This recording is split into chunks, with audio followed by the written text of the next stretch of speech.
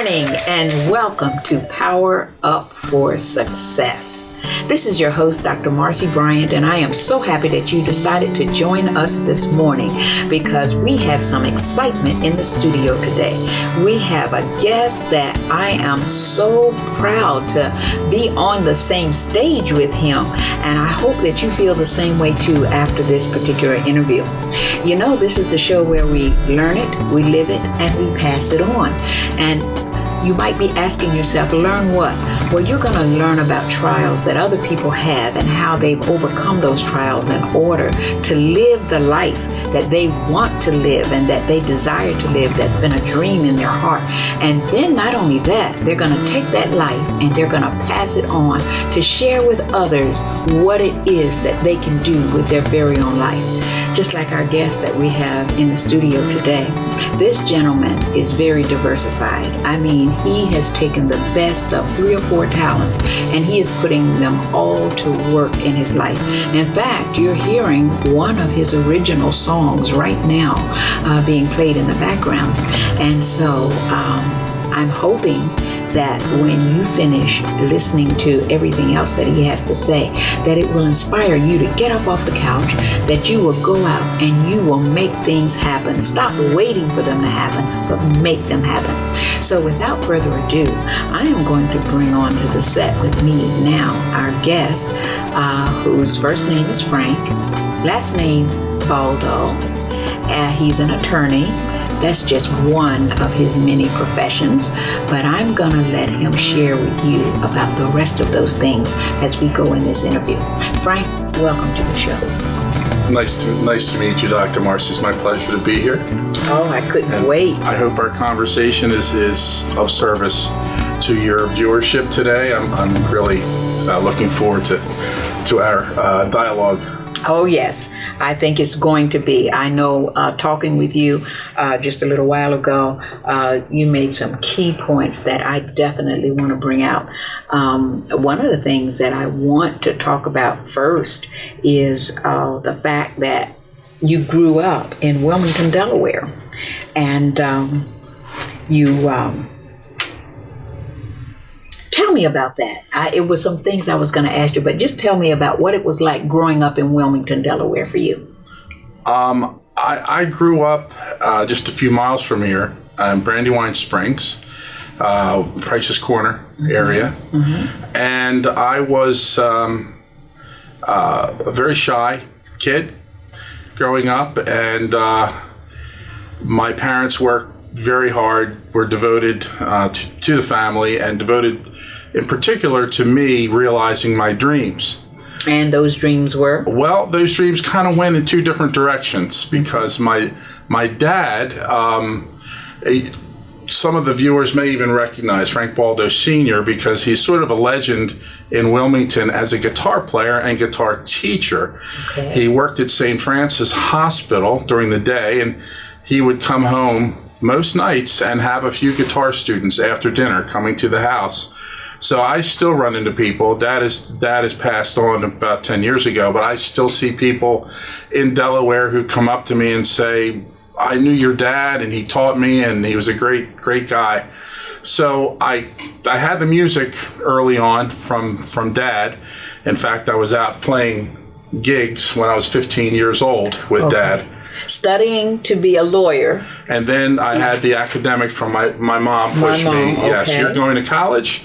And then I kind of always was in the direction of law. In the direction of law. So you had music in your background. Yes. From your father. Then your mother said you're going to college, so you got your law degree. And I understand about 10 years ago you opened your own law practice. Yes, I'm a solo practitioner in media, and in Media, Pennsylvania. I am, I think, a rarity among litigators in that I am a happy lawyer. I really get up every morning looking forward to working on my cases because I feel like I have a personal bond with each of my clients. I work hard to establish that. I care about them, and I feel like ultimately I'm going to make their lives better when the case is over. That's the goal. That's something that I read about you in your information, it said that you only represent people with legitimate claims, only cases that you believe in. What is the way that you determine that this is a case I'm going to take? Well, a lot of it is sort of a gut feeling from the first meeting with the person. Do I feel like they are credible? Were they the victim of some bad behavior or careless behavior? You look at the facts of the case first, and then what are their injuries? If the injuries are life-changing, then they need someone on their side, because the other side, the corporations and the insurance companies, definitely have people working for them. Okay. So that's sort of my guidepost. A lot of it's just instinct as far as am I connecting with this person and what is their case about. Okay, good. All right. Now, in addition to the law, in addition to the music, there's another aspect of your life that we want to bring out before we start talking about the challenges. And I understand that has to do with acting. Yes. About 15 years ago, I got back on the stage and acting, and I've done a fair bit of work locally in Wilmington, the Delaware Children's Theater, Wilmington Drama League, the Everett Theater in Middletown. And what I took away from that, besides it being great therapy for me, after working 60, 70 hours a week and then being able to go and perform, it was just fun. But I also found some things that I could incorporate in the courtroom. Okay. Now that's an interesting way to tie this in. What you're doing on stage, right? You find a way to tie it into the courtroom. Explain that a little bit. Well, I go back to Aristotle says there's three ways to persuade people. If you're persuading a jury or a judge, logos, which is logic, pathos, which is emotion, and the third one is where this comes in, is ethos, and that is how credible is the person who is presenting the message. And so just ask yourself, if you have someone, a lawyer, presenting a case, talking to you as a juror, and that person stands up straight and gestures and speaks clearly and confidently and calmly and knows the case, there may be another lawyer saying the same thing, but they're nervous and their papers are all over the place and they seem disorganized and they have coffee stains on their shirt. Okay, who are you going to believe? Who are you going to tend to give more credibility to? And so I learned all of those things on stage, how to speak, how to modulate your tone. Some lawyers in a courtroom are like monotone, or they're just shouting the whole time. No, you want to emphasize, you want to stop, let the listener catch their breath and let it sink in. All of those things come from drama. Drama, yes, indeed. Being a drama person myself, I can kind of appreciate that.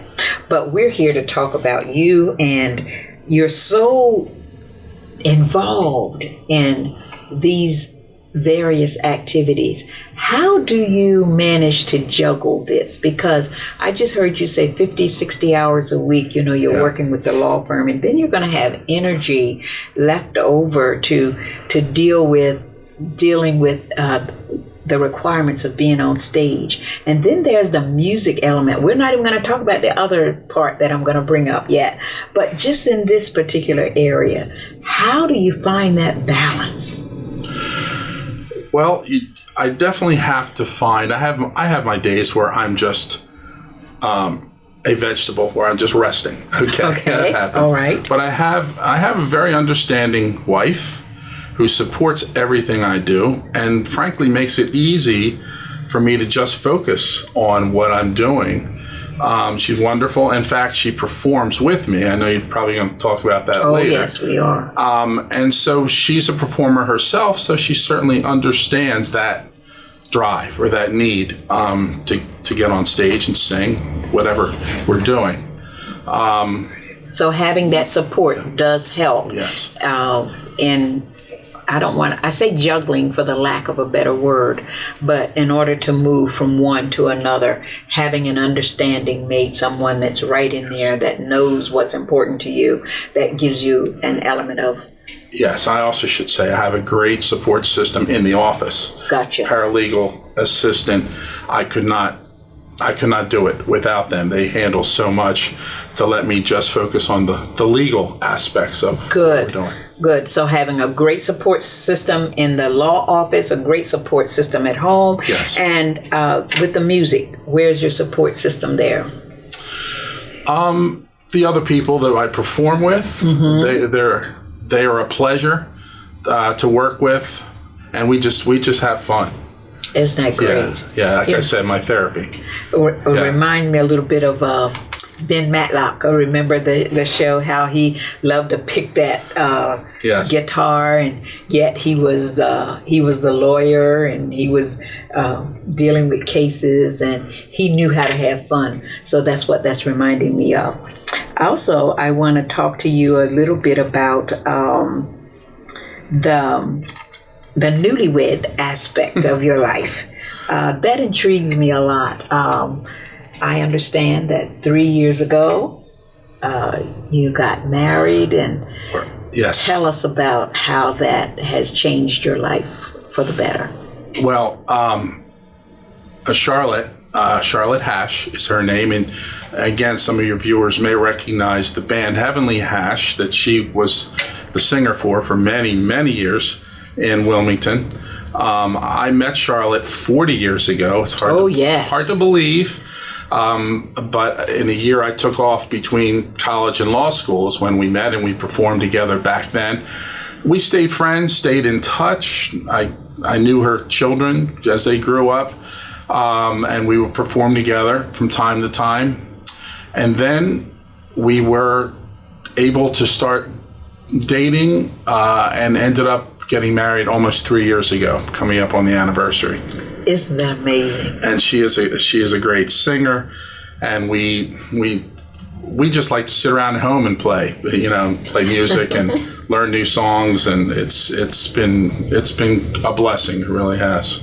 I think so. I mean, to know someone for 40 years in your life, and that means that no stranger, no surprises. You are already comfortable with one another, and it makes it sounds like, I don't know, it sounds like heaven. I see that big smile on your face. Well, yeah, I'm smiling. Definitely, yes. We're doing great. You are. Well, that's good. Now, do you travel much in what you do? At this point in my career, no. As a younger lawyer, when I worked for a firm in Philadelphia, I was handling cases in Maine, in New York, in Chicago, in New Jersey, in Washington. So I was traveling quite a bit, but that has changed now that I'm more in control of my own practice. I pretty much stick to the Philadelphia, Delaware County, Chester County areas. Okay, good. Well, now, so your law office is out of the Media, Pennsylvania area, I understand? Okay. Correct. Tell me, what has been your biggest challenge in dealing with your life as it stands now, in all the different pockets that you actually find yourself performing in? What would you say has been the hardest thing for you to get over, or for you to accomplish? Well, as a younger man, it may sound funny because I was on stage quite a bit, but I was shy, and I had some anxiety. Oh yeah, I heard you say that earlier. Yeah. Shy is kind of hard to believe, but you were shy. I think a lot of performers at their core are shy, and yet they still get up and do what they do. And I had to take some of the confidence that I had in performing, because when you're doing a performance on stage, your lines are written for you. You know what you're going to say, hopefully. You know what's going to happen. In a courtroom, there's a little more anxiety because you really do never know the lawyer is kind of the director and the actor in the courtroom, because you're deciding what witnesses to call and what questions to ask. And things don't always go the way you plan, and you have to be ready to think on your feet and adjust and keep it moving and act like if something negative happens, to just brush it off and keep going. And that was a challenge. That's a challenge for anyone, but I think I would have a lot of anxiety as a young person, young lawyer going into court. And I still get butterflies, which is, I think, a good thing before going to trial, but I don't have that kind of anxiety. I have a much more positive attitude. So basically you're saying in order to get over your shyness, being on stage with the plays helped you overcome being shy in the courtroom. Yes. Okay. Now, how do you then take that and relate it to the music side of what you do? Well, I think the music has always been at the core of who I am, and that's always been the easiest thing for me. Sometimes people would joke that I should do my closing argument with a guitar singing, because that's where I really do feel very comfortable. Okay. Do you read music, or do you just play by ear? I read music. Oh, yes. Wow, that's great. Yeah. Do you play more than one instrument? Or I play piano and I play bass. In fact, if you listen to the songs that are in the background, I'm playing all the instruments. Oh, wow, that's great. Well, we're going to come right back after we take a short break. Thank you. Welcome back. If you're just joining us, we've been talking to Frank Baldo, and he has given us a very interesting story up until this time. And believe it or not, we still have more to learn about this gentleman. He has really, really done a lot in his life, and he's enjoying every minute of it. We should all be enjoying our lives the same way that he's enjoying his. And he has certainly not minded sharing it with us. So now we're going to share a little bit more about his life, and hopefully you will be inspired to do more with your life. Okay, Frank? Well, that's great, Dr. Marcy. But before we go any further, this will show up my silly side. I'm giving you a little play on Where's Waldo? Where's Baldo? Where's Baldo? Free advertising on the back. Oh, my goodness. Wear it in good health. Thank you. Oh, my gosh. I shall wear it in good health. Where's Baldo? And I'm certain that there are other shirts around. You can call and get one yourself. Yes, you can. Especially after you hear all of what this gentleman is doing for others. Remember, we learn it, we live it, and we pass it on. So I definitely will be wearing my shirt, okay? So now, Frank, you don't mind if I call you Frank, do you? Please do. Okay. Now, I understand that you deal with some youth doing mock trials from time to time. Tell us about that and how it got started. This is a competition that they have in every state among high schools. It's a mock trial competition where these young people are given a case, so to speak, that's written by the statewide institute. And then they have to present this case. They just as lawyers would, and they learn about courtroom etiquette, and they learn about objections and persuasion and all the things that I've been talking about today.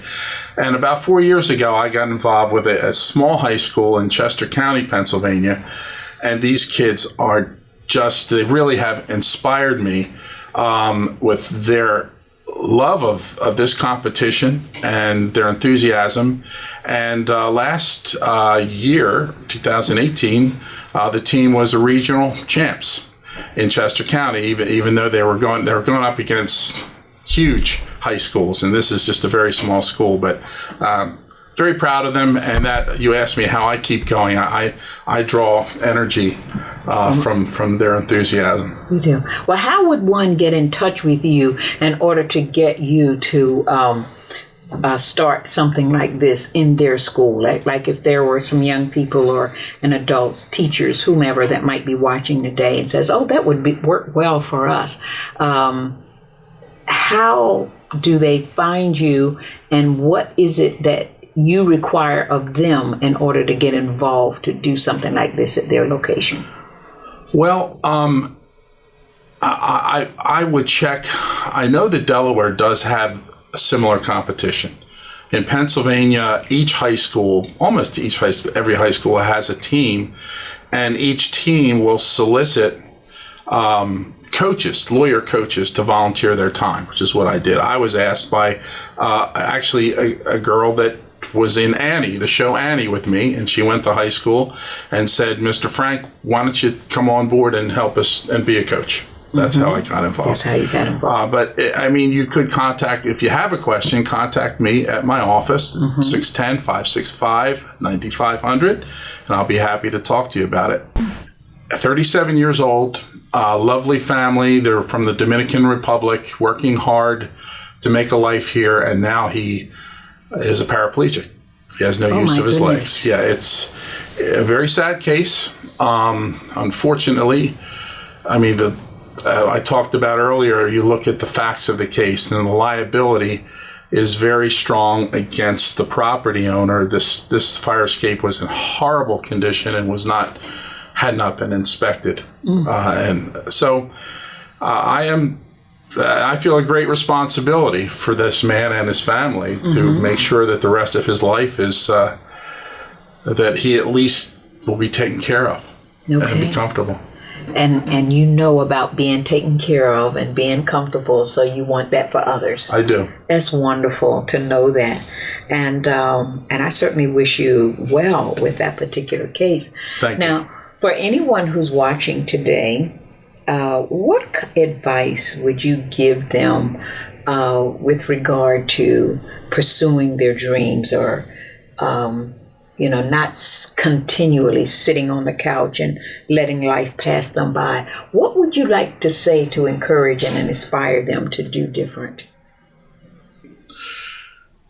I would say to realize that you have more power than you realize yourself.